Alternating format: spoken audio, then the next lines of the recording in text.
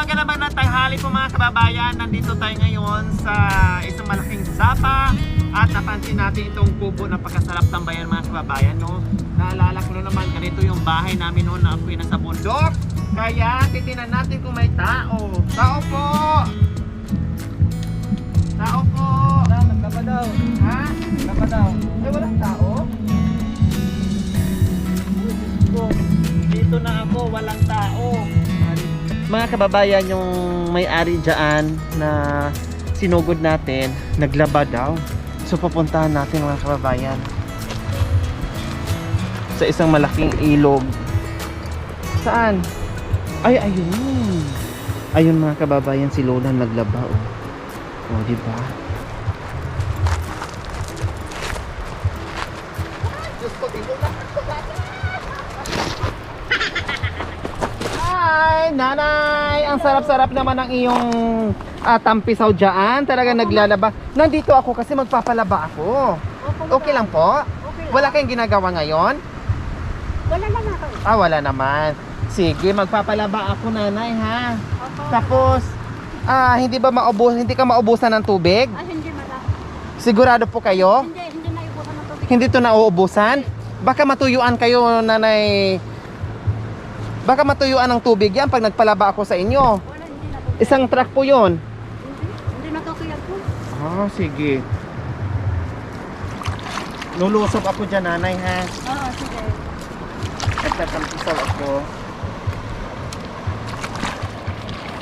So, ayan, mga kababayan. Hala, malamig yung tubig, nanay. Okay, madam. Malamig talaga. Lalo kung maaga. Malamig. Ang lamig. Saan to galing? Doon sa bundok, madam. Ha? Sa bundok. Doon sa planta ng may ice? Oo, doon. Ah, may galing. planta po ng ice dyan? Wala, pero doon talaga na galing sa tubig. Doon talaga. Oh, ang lamig. Oh, parang may ice. Lalo sa maaga. Lamig at talaga. Siguro ang sarap dito maligo, nanay, pag tanghali. Ay, No? oo, madam. Kahit magbabad ka dyan, oh. Dyan ka magbabad, ang sarap-sarap. Oo. So, ayan mga kababayan, no? Diyos ko, na-refresh na naman yung utak ko. Maraming makakarelate dito mga kababayan, no? Kung sino yung nasa bundok nakatira, no? Yung nakaranas na maglaba sa isang sapa o ilog. Ito yung mga kababayan. Alam niyo po mga kababayan na ako ay grade school. Diyos ko po, kami ay malalaking palanggana, buhat-buhat namin, kagakarga namin yan sa ulo namin, tapos papunta kami doon sa ilog, and then maglalaba, nandoon kasama yung aking mga magulang, maglalaba kami doon. So, ito, bumabalik din naman sa aking alaala na nakita ko si nanay na naglalaba ngayon, dahil ang sarap po talaga mga kababayan, and then pagkatapos, lalo na pagkatapos mo maglaba, tapos may baon ka, Diyos ko, kahit inihaw lang na tuyo, ang sarap-sarap. No, nanay, no? Anong pangalan ni nanay? Pilipa, madam. Pilipa. Acosta. Wow. Ilang taon na si nanay? 50, madam. 50 na kayo. Tapos, anong trabaho ni mister? Wala, madam. Wala. Kayo po, anong trabaho nyo? Bukid, madam, kung nagag-uupa ng taniman ng palay. Palay. Oo, yun kami. Ilan po ang anak nyo? Bali, walo lahat pa. Walo! Walo lang po? Pero may asawa niyong tatlo. So, ilan na lang po kayo sa bahay? Yun lang, bali, apat na lang sa bahay ko talaga. Yung Ha? mga anak ko na malilit, bali, apat na lang. Apat na lang kayo. So, anong mga trabaho po nila Lola Filipa? Ay, Nanay Filipa? Dito lang, madam, nag-uuling, bukid, yun lang. Yun lang. So, kumusta nanay? Walo ang anak nyo. Tapos, ang trabaho ganyan lang. Kumusta? Paano po yung pang-araw-araw? Pag taga maghirap talaga, mag-ano madam, talaga, hindi ka maghalap talaga. Oh, Wala. Saan sila kanyo po ngayon? Dahil daw nandito sa bahay ng... Ha? Doon sa bahay, madam. Nasa bahay. Dito po tayo nanay. Magandang si Lola Filipa, mga kababayan, 50 years old na. Walo ang anak. At nadat na namin dito sa sapa. No, dahil walang tao doon sa bahay nila. At nandito siya. No, naglalaba po pala. So, naglalaba kayo para walang sabon. Kung minsan, madam. Ay, ganon? Paano yun? Nilabahan nyo pa walang sabon. Ulitin mo, kung may sabon, ulitin mo, pero hindi ko totoo. Bakit lang sa tubig? Pag walang sabon, sige lang kusot-kusot. Kumbaga tanggalan lang ng... Pero hindi man pinuturo. ibababad lang. Ibababad lang. Tapos, labhan na lang uli pag merong sabon uli. O, bakit walang pambili ng sabon? Kung minsan pa lang talaga, wala talaga. Natikman namin hindi ako kumain na isang linggo, hindi rin kumain. Isang linggo walang kain. Oo. O, anong nangyari? Buti nabuhay pa kayo. Puro kahoy. Kamunting kahoy? Opo, madam. Nakayanan nyo po nanay, isang linggo, kamunting kahoy lang ang kinakain mo? Kung minsan talaga ganyan. Ganyan ang nararanasan nyo po. Dito, di ba kayo nakakahuli ng isda para pang ulam? Ay, hindi ba? Walang isda? Mayroon, pero hindi, wala kami paghuhuli. Paano nanay, pag lumaki itong ilog na to, hanggang saan po yung tubig? Hanggang dyan, madam. Hindi naaapod dyan sa dike. Hindi ba tatataw doon, dito lang. Pero sobrang laki nanay. Oo. Delikado po yun. Lahat na to, hanggang doon sa gilid, maaano ng tubig to. Aabutin ng tubig? Gilid at kakagilid. Sobrang lalim po yun, no? O, malalim talaga, madam. Gusto ginoo ko.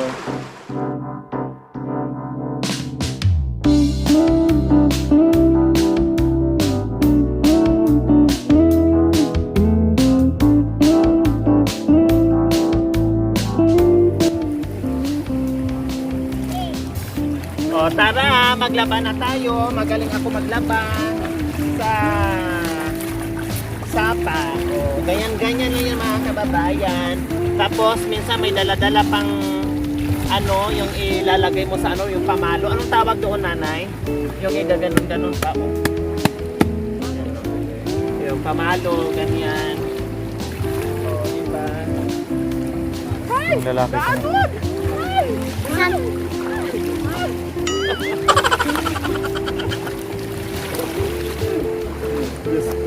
Kailan, delikado nanay, no? Pag makalimutan mo talagang maanod yung damit mo, no? Tatangayin.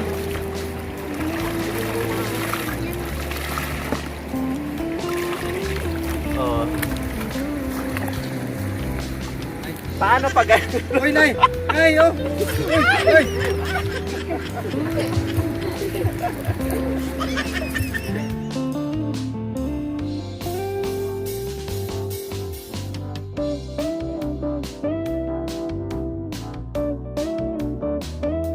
Puti pang kalabaw, maliligo. O, lubog ka na. Dali, ang sarap, ang lamig. O, higa. O, higa. O.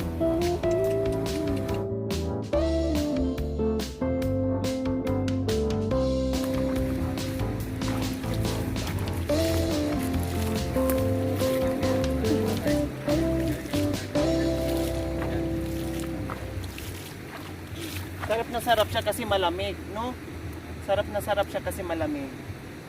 So, ayan. Kailangan doon sa amin, maputik. Diyos ko, yung ibang lubugan ng kalabaw, maputik, tatay, magpuputik sila, di ba, tatay, yung ibang lubugan? Anong pangalan ni tatay? Domingo. Domingo Milano lang. Milano. Ilang taon po kayo, tatay? Ilang taon na po kayo? 50. 15 po kayo. Tapos si Mrs. po, nasaan? Andyan si... Nasa bahay. Ilang anak niyo po? Yung dusi. Sumakto! Walang sobra, walang kulang. 12 ang anak ni tatay.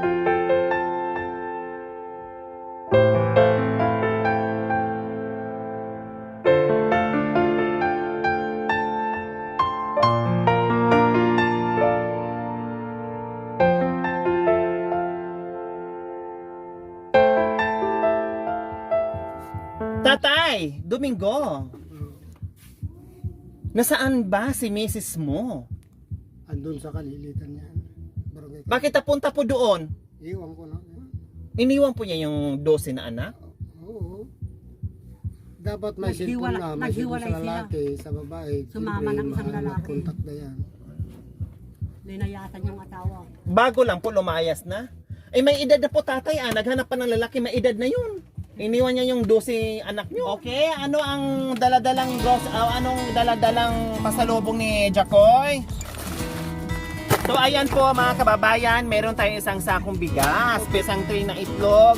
Ayan, and then yung ating mga groceries dyan.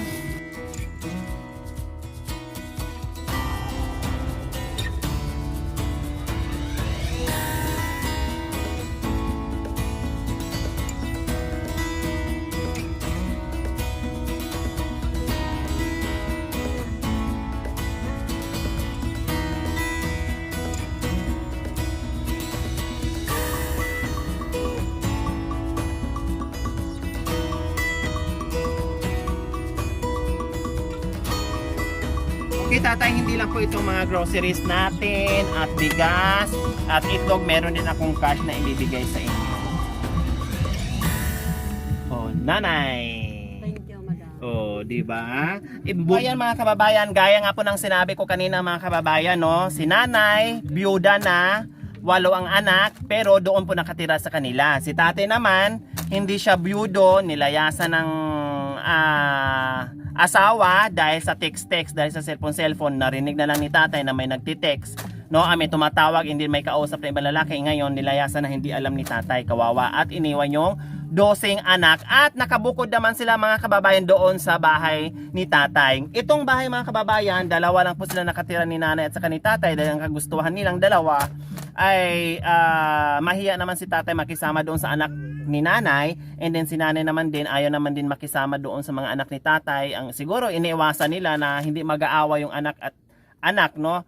Kaya mas minabuti nila, nagsarili sila at bumuo ng bahay. So ito yung mga kababayan. Kaya lang ganun pa man, kahit magkaiba yung bahay nila, no? Kahit hiwala yung bahay nila, pero si nanay nagsusuporta doon sa mga anak niya at si tatay naman nagsusuporta din doon sa mga anak niya. Iba nga lang po ang okay. So ayan, no, anong mensahe niyo po nanay na naglaba lang kayo doon at dumating ako bigla at nagchismisan pa tayo doon sa ilog tapos biglang may dumating na biyaya. Anong mensahe niyo po sa mga sponsors po natin? Salamat, madam. Salamat.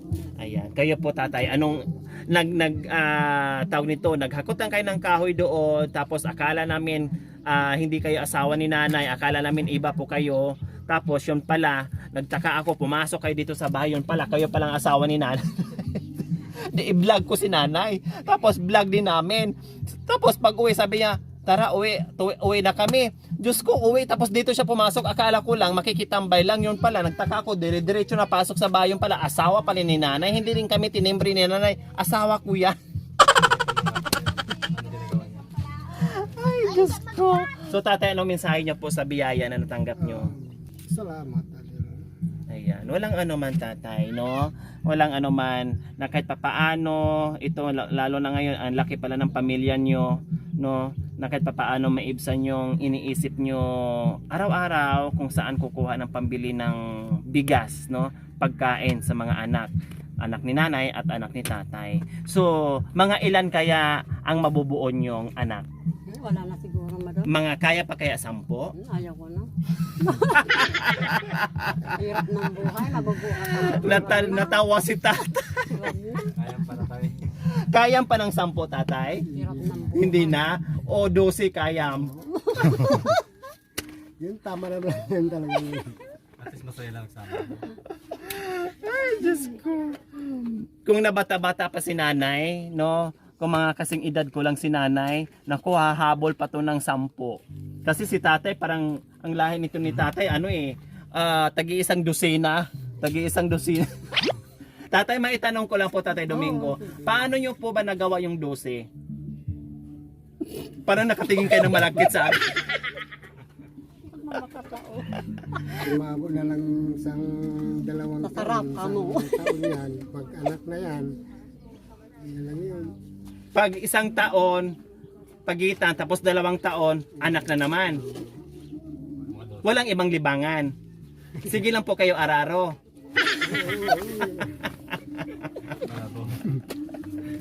Nanay, kayo din marami-rami, huwag kayong patawa-tawa dyan. Dahil marami-rami din po kayo, 8 din po yun. Walong anak niyan, 3 asawa niya. Ah! Dalawang namatay. Dalawang Pangapat lang namatay. ako dyan. Dalawang namatay. Bumawi si tatay. Bumawi. Si nanay, 2 byuda po kayo nanay? Opo, madam. Bakit? Namatay din. Anong unang asawa, anong kinamatay? Sakit na ako. Asma, madam. Punta sa Yung una, Mindanao. asma. Yung pangalawa, yung... Taga Mindanao. Hindi, Hindi, taga rito, madam. Nung pumunta dun sa... Mindanao, doon namatay siya. Bakit napunta doon sa Mindanao? Nag-nimission sila ng naggagamot sila kasama ni Manang Tuning Idi. Ah, okay. Spiritista. Oo, opo. Tapos, Spiritista yun, yung asawa. yung unang asawa namatay. Yung pangalawang asawa, Namatay din. Anong Lumayas kinamat- na yan, lumayas. Bakit Yung dalawang namatay asawa lang niya, ang lumayas. lumayas din pero namatay din. Hindi ba? Ah, buhay. Opo, madam. Ito dyan. May mga anak Hindi siya pa doon. kundi na doon nakatay. May mga anak po kayo doon. Opo, madam, Oo, tatlo tatlo yung ng tatlo anak na yan. nandun. Ay. Andito Isang lahat babae at yan. saka dalawang lalaki. Tapos ang pangatlo, saan po napunta namatay? Namatay din, madam. Dito sa Nag-iipon kami ng mga sa bato. anong bato. Tapos, Na high blood Yung yun. bato, mainit yun. High blood. Doon sa... Opos Karayan. Oo, Sa- sa- sa- sa sapa. tuning yun sa truck. Tapos yung pang-apat, Dito sa... sabi ni Taytay, dito sa akin yung pang-apat. Dapat siya talaga. Tapos yung pang-lima, Ay, wala na. ay, Wala na. maraming salamat po sa ating mga sponsors, Ma'am Edna Hastings, Ate Vilma from Italy, Ma'am Esther Gordon, Sir Nestor and Ma'am Tess from Vallejo, California. Maraming salamat po sa inyong ginintuang puso na walang sawang pagtulong, pagmamahal sa ating mga kababayan na lubos ng ilangan. Nawa ay bigyan pa kayo ng maraming blessings, nawa ay bigyan pa kayo ng kalakasan ng katawan sa araw-araw, nawa ay bigyan pa kayo ng mahabang buhay upang sa ganon, marami pa tayong matulungan na mga kagaya nila. Maraming salamat po. So nanay, tatay, dito na ako ha. Okay, dito na po kami. Bye-bye po. Thank you, madam.